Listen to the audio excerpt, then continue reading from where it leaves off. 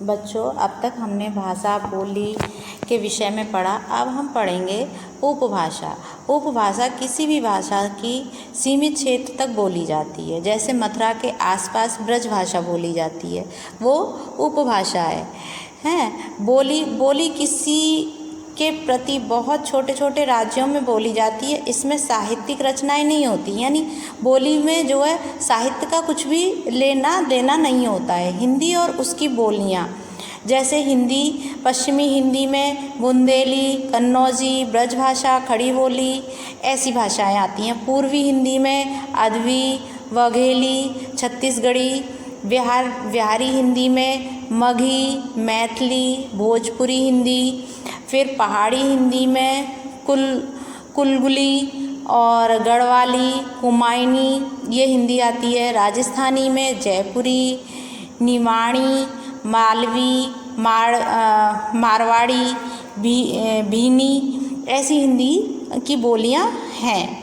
दूसरा जो है लिपि जो है वो किसी भी भाषा को लिखने के लिए प्रयोग की जाती है।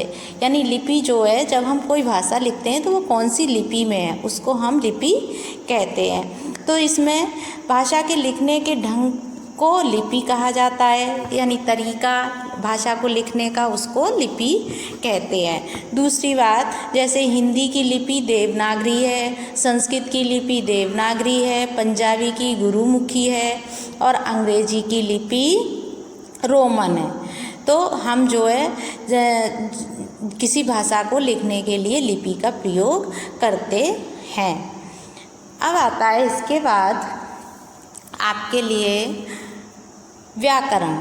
तो किसी भी भाषा के जानने के लिए व्याकरण का ज्ञान होना अत्यंत आवश्यक है।